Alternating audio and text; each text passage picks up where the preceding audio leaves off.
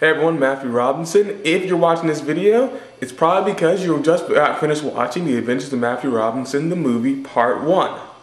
Now, this is a video commentary to give you guys a little background on The Adventures of Matthew Robinson. For those of you who don't know about it, The Adventures of Matthew Robinson was created 8th grade year of middle school, which would mean that would be, that would have been in 2002. The Adventures of Matthew Robinson was created in 2002. And when I first created it, it was episodic scripts. That means I just write out a script and then I hand out that script to people, classmates, and they'd circulate throughout the school. During that time, it went to teachers during their break, different students of different grade levels, and they would all read The Adventures of Matthew Robinson. You know, I had a pretty good subscriber going around. I just passed out the episodes. One page was one episode. So one page of the script was one episode. And I used to make about 3 or 4 episodes a day and pass it out. Obviously some of my grades in high school weren't that good because I spent some time writing them during class. Don't tell anyone though. Anyway, after all that was through, I ended The Adventures of Matthew Robinson after over 1,050 episodes in 10th grade. So that would have been 2004, 2005, sometime around that time. That's when I ended it. 2004, 2005, can't exactly remember. That's when I ended it.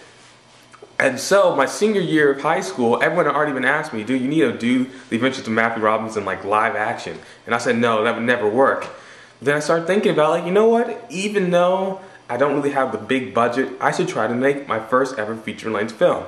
And that's what I did with The Adventures of Matthew Robinson, the movie. So, senior year for my final project, it was not for a video class. I did it on my own time. I got friends of my school and we got together after I wrote the script. The script was about 50 pages long, and then we made the movie. And it really went over well. We had this premiere at the Wyoming High School in the summer, and we had over 100 people show up to the premiere. I sold the DVDs. I gave all the actors DVDs for free. That was kind of like their payment. But then people who wanted to get the DVD just by themselves, who weren't in the movie but wanted to get it, I sold it to them, and I sold it for about $3 per DVD. And we made over $60 in DVD sales. So we sold about a little over 20 DVDs, so it was pretty successful. Then I also put it on my website, redflagproductions.blogspot.com, and the site was really just created for the movie. And after I made it, that download, it took about 10 months.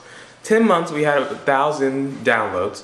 To this day, about 2 years later, we have a little over 1,200, so the downloading rate has kind of slowed down. It may also have something to do with me also putting out the second movie, which has, I think right now, a little bit under 400. So, you know, it's a pretty popular film. Now, part 1 of this DVD, or the part 1 of The Adventures of Matthew Robinson, the movie, was actually, a lot of people consider that their favorite part. There are a lot of jokes in there. Some of them you may not get. Here's some inside jokes you might quite not get.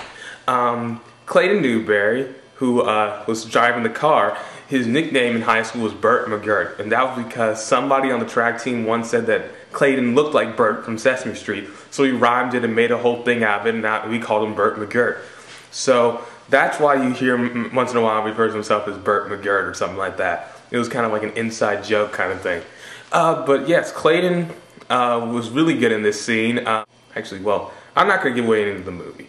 What you need to know is that this scene was really well done, in my opinion. Even though there's some problems, like at the very beginning, you might not notice it. Actually, you probably did notice it. There was some audio problems.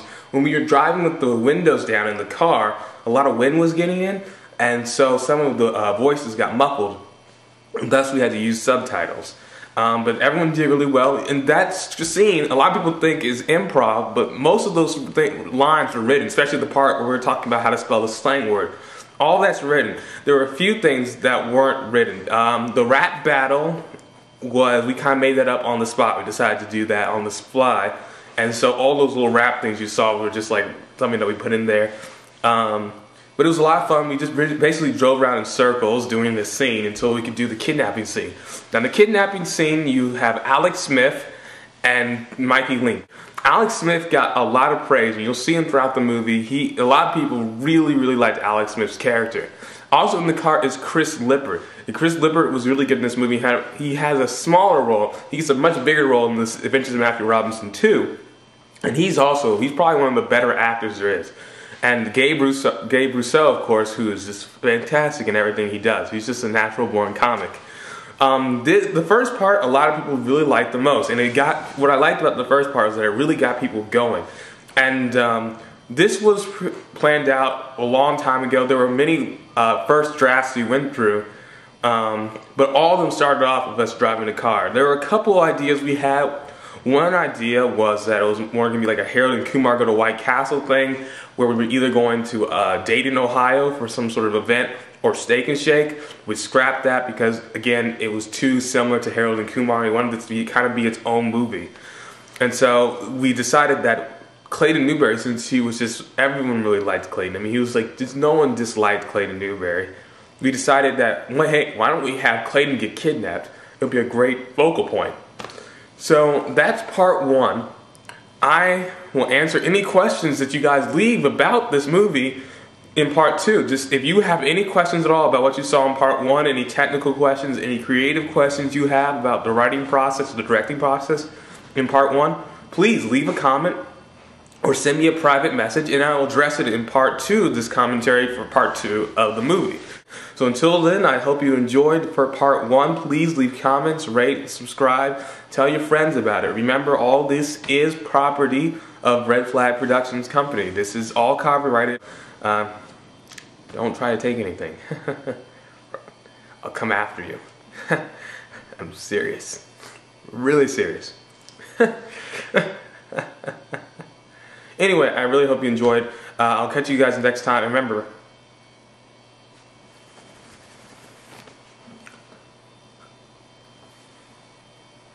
it's all in there.